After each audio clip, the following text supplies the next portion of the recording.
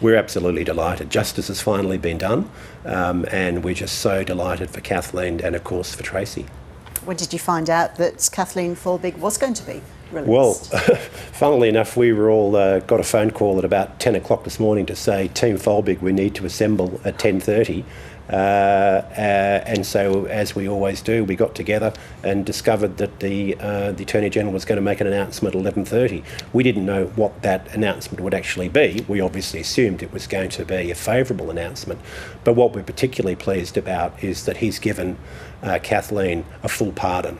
That means that she's free to live her life as a normal citizen, and that makes a big difference to her. Now, her conviction has not been quashed yet, and that's another process that we have to go through. And we are hoping that the New South Wales judicial and justice system will not delay that, because historically it's shown to take 2 or 3 years. Now, it's time to do the right thing by Kathleen, and it's time to let her free. Have you spoken to her today? I haven't had a chance. I know that she's at home. I've seen photographs of her at home. Tracy has texted me. Kathleen's also texted me. But it's been a very busy day for everybody. So how did you become involved in the campaign, Peter? I became involved because wonderful Professor Carola Vinuesa was the CEO or the director of the Centre for Personalised Immunology that I chair at the ANU in the Curtin Medical School. And it was Carola who provided the genetic evidence. It was Carola who, in effect, discovered the Kathleen Folbigg gene.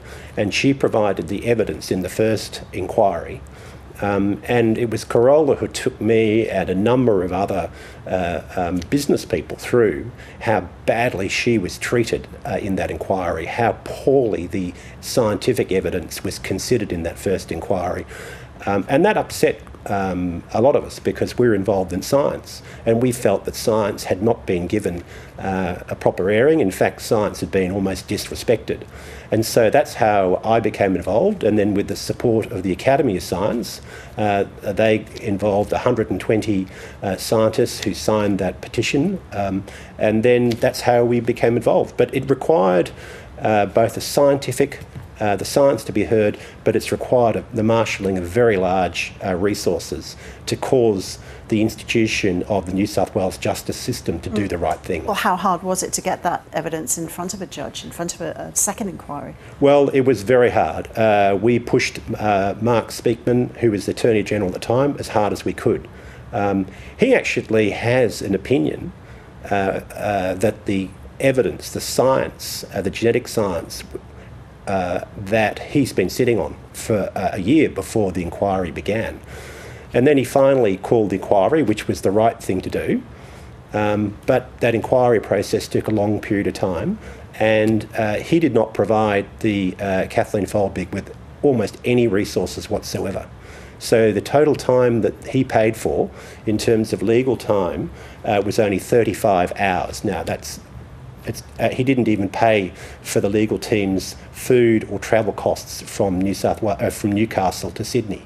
So again, we marshalled a very significant team of people, and thanks to the generosity of so many philanthropists, we were able to pay for the experts to come down from overseas to support the legal team to marshal these resources, and that's what's been required. And then so many other people have given their time pro bono. How much has it cost? I've never tried to add it up. I know that GRA Cosway, who've been the PR team, have probably spent more than $700,000 of time pro bono. The legal team must have spent $1 million or $2 million. I know in terms of actual out-of-pocket costs, we've spent over $250,000 in actual costs of buying airfares, providing accommodation, et cetera, et cetera, et cetera. And the Attorney General's office has not supported us in any way at all.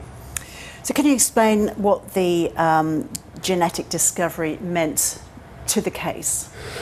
Well, the genetic discovery demonstrated that there was a natural cause of death for the two daughters, because that genetic discovery exposed that both of the daughters had a genetic disorder which causes basically a heart attack, a heart arrhythmia. And that genetic evidence was not taken properly into account in the first inquiry. In fact, it was dismissed. And with the second inquiry, the genetic evidence was obviously further. There was more science done. There was a wider pool of scientists who then came to understand the importance of Carola's discovery. And that was what actually pushed the inquiry, the second inquiry. We heard a little bit earlier this afternoon from the Academy of Science saying that science will play a greater role in the legal system as a result of what's happened. This is a happy outcome. Yes. Well, I was asked today, is there anger? Well, anger is not a useful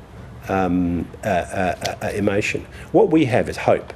We have that Kathleen experience, which is that science wasn't properly taken into account, that there is not a proper process for review of cases here in New South Wales that is available to a normal citizen in New South Wales. Our hope that both of these things get remedied through this experience. Because why else should we, as a country and New South Wales as a state, incarcerated a poor woman who lost her 4 children for 20 years? It's terrible.